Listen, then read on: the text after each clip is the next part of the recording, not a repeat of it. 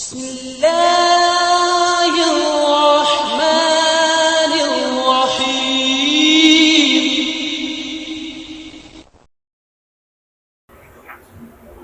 السلام علیکم ورحمۃ اللہ وبرکاتہ۔ سلسلے درس قرآن میں آپ سب کا استقبال ہے۔ ہم لوگ سن رہے ہیں سورۃ البقرہ، تلاوت، ترجمہ اور مختصر تفسیر۔ آج کے درس میں ہم سنیں گے 3 آیتیں، آیت نمبر 240، 241، 242۔ اعوذ باللہ من الشیطان الرجیم، بسم اللہ الرحمن الرحیم۔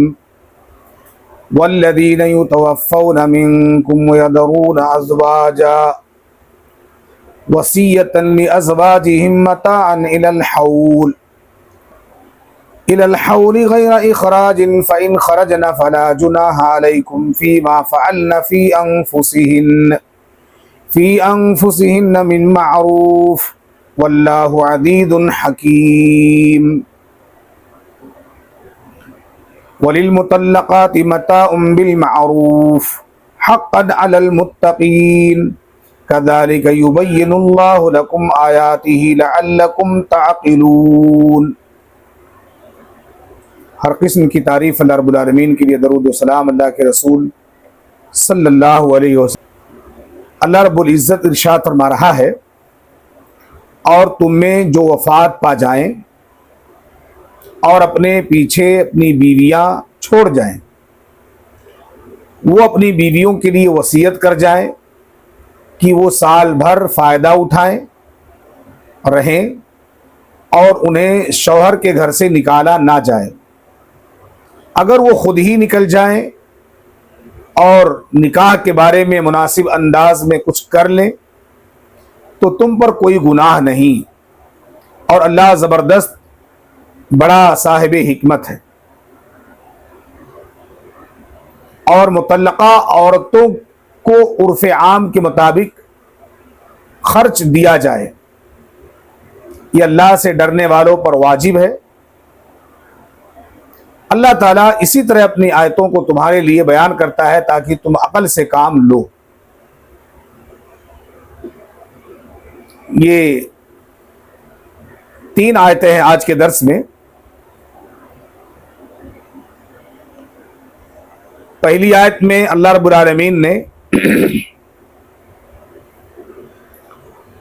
ان عورتوں کا تذکرہ کیا ہے جن کے شوہر کا انتقال ہو جائے اور انہوں نے انتقال سے پہلے اپنے گھر والوں کو اپنی بیوی کے بارے میں وصیت کی ہو کہ اگر میں انتقال کر گیا تو میری بیوی کو میرے گھر میں 1 سال تک رہنے کی اجازت دی جائے۔ بہت سے علماء نے کہا کہ یہ آیت منسوخ ہے، جو اس سے پہلے آیت گزر چکی ہے، آیت نمبر 234، 235 وغیرہ میں، جس میں اللہ رب العالمین نے مطلقہ کا ذکر کیا ہے اور متوفی عنہا زوجہا کا بھی ذکر ہوا ہے، جس کے شوہر کا انتقال ہو جائے تو اس میں باقاعدہ طور پر عدت بیان کی گئی ہے، اور اس عدت کو اللہ تعالیٰ نے وعدے کیا ہے 4 اشہر و 10 کہ 4 مہینے 10 دن تک عورت اپنے شوہر کے گھر میں عدت کے دن گزارے گی، اس کے بعد وہ اپنی شادی کہیں دوسری جگہ کر سکتی ہے۔ یہاں اس آیت میں اللہ رب العالمین نے ان شوہروں کا ذکر کیا ہے جو شوہر اپنے انتقال سے قبل اپنی بیویوں کے بارے میں اپنے گھر والوں کو وصیت کر جائیں کہ ان کو 1 سال تک اپنے گھر میں رہنے دو۔ اصل میں اس آیت کا ایک چھوٹا سا پس منظر ہے، اور وہ یہ کہ جب عدت کے ایام مخصوص نہیں تھے تو لوگ اپنی بیویوں کو طلاق دینے کے بعد یا ان کے شوہروں کے انتقال کے بعد 1 سال تک اپنے گھر میں روکتے تھے، جس سے پتہ چلتا ہے کہ پرانے زمانے میں 1 سال کی عدت تھی، لیکن اللہ کے نبی صلی اللہ علیہ وسلم پر جب اللہ رب العالمین نے قرآن نازل فرمائی اور 1 سال کی جو مدت لوگوں کے اندر عدت کے تھے بہت گہرا گزرنے لگا، تو اللہ رب العالمین نے اس کو 4 ماہ 10 دن کر دیا۔ بعض لوگ کہتے ہیں کہ آیت نمبر 234 کی وجہ سے منسوخ ہے، لیکن یہ آیت منسوخ نہیں ہے۔ ابھی بھی یہ حکم ایک شوہر کے اوپر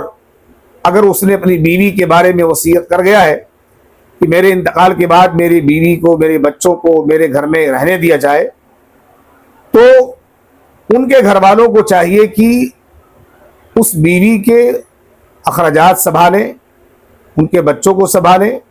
اور 1 سال تک ان کو ان کے گھر میں رہنے دیا جائے۔ اگر وہ لوگ اس گھر میں رہنے کے لیے تیار ہیں تو ان کو کوئی بھگا نہیں سکتا، الا یہ کہ خاتون خود ہی اپنے اس گھر کو چھوڑ کر کے چلی جائے۔ لیکن اس کی ایک شکل اور بھی ہے۔ ان کا کہنا ہے کہ پہلے اس عورت کی عدت جو 1 سال تھی، اس کی وجہ سے اس کو اپنے گھر میں 1 سال تک روکے رکھنا چاہیے، لیکن سورہ نساء میں اللہ رب العالمین نے آیت نمبر 11 اور 12 میں ان کے وراثت کا ذکر کیا ہے کہ اگر کسی کے شوہر کا انتقال ہو جائے تو اس خاتون کو چاہیے کہ وہ اپنے شوہر کے مال میں وارث بنے گی۔ اب وراثت، جب اسے حق وراثت ملے گا تو پھر اسے کہیں جانے کی ضرورت نہیں ہے۔ ہاں، اگر وہ دوسری شادی کرنا چاہتی ہے تو وہ شادی کر لے گی، لیکن جب وہ شادی کرے گی تو حق وراثت سے محروم ہو جائے گی، کیونکہ اب یہ اس گھر کی خاتون نہیں رہی اور دوسرے کی جوزیت میں چلی گئی، تو اس کے اوپر اس وراثت کو منسوخ کر دیا جائے گا۔ اس لیے اللہ رب العالمین نے یہاں پر اگر کوئی عورت 1 سال کی مدت گزارنا چاہتی ہے تو اپنے شوہر کے گھر میں وہ 1 سال تک مدت گزار سکتی ہے، تاکہ اس کے اندر 2 چیزیں، ایک تو 4 مہینہ 10 دن جو اس کا متوفانہ زوجہا کا عدت ہے وہ گزار لے، اور اس کے علاوہ جو بقیہ ایام ہیں اس کو گزارے۔ اگر اس کے اندر حمل کا معاملہ ہے تو حمل بھی ظاہر ہو جائے گا، تو ویسے حمل تک وہ بچی اپنے اس شوہر کے گھر میں رہے گی، اور اگر حمل کا معاملہ نہیں ہے تو ویسے ہی دان و نفقہ اور سکنا وغیرہ کے طور پر،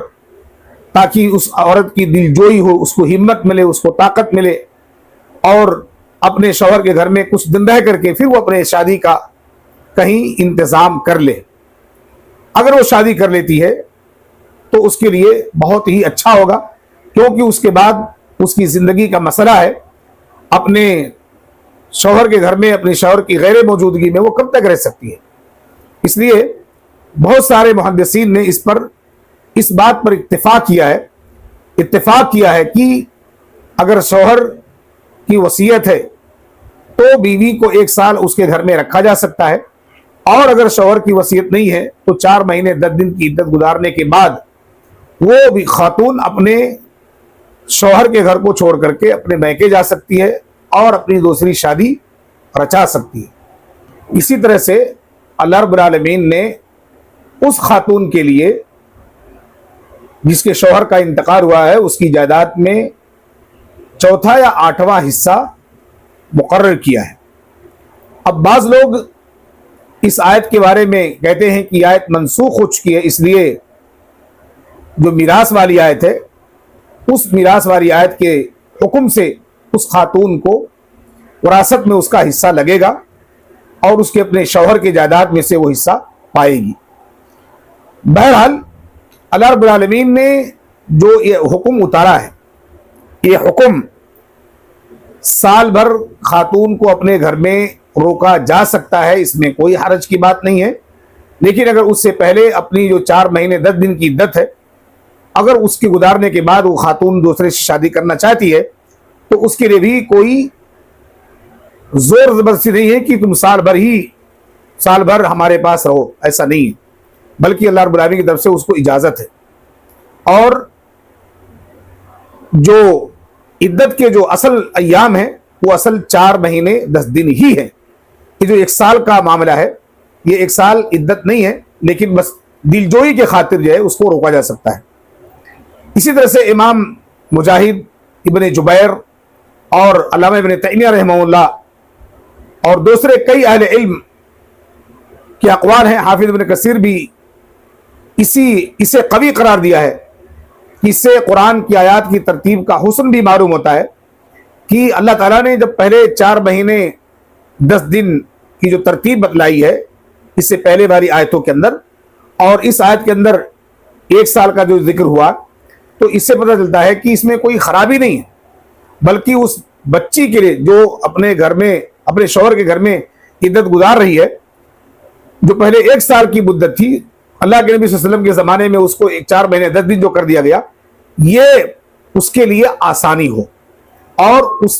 کے گھر والوں کے لیے بھی آسانی ہو جہاں اس کا میکہ ہے،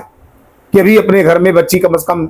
1 سال تک اگر زندگی گزار لے گی اس کا ذہن بدلے گا یا اس کی سوچ بدلے گی، میں کچھ کر سکتی ہوں اپنے لیے، تو اس کے لیے کوئی حرج کی بات نہیں ہے، وہ اپنے شوہر کے گھر میں 1 سال کی بھی دن گزار سکتی ہے، لیکن اس کا اصل جو دن ہے وہ 4 مہینہ 10 دن ہی ہے. اس کے بعد میں جو آج کے درس کی دوسری آیت ہے، آیت نمبر 241، اس میں اللہ رب العالمین نے ان مطلقہ عورتوں کو سامان دینے کا حکم دیا ہے جن شوہروں نے اپنے بیویوں کو ہاتھ نہیں لگایا اور طلاق دے دیا، جیسا کہ اس سے پہلے آیت نمبر 236 میں اس بات کی ہم وضاحت کر چکے ہیں، اور جس کی مہر بھی مقرر نہ ہو. جبکہ اس آیت میں تمام مطلقہ عورتوں کو اچھے طریقے سے کچھ سامان، کپڑوں کا جوڑا وغیرہ دے کر کے رخصت کرنے کا حکم ہے، تاکہ عورت کی کچھ دلجوئی ہو جائے، اور یہ احسان کا تقاضا بھی ہے. اگر کسی شوہر کا انتقال ہو جائے تو اس کے گھر والوں کو چاہیے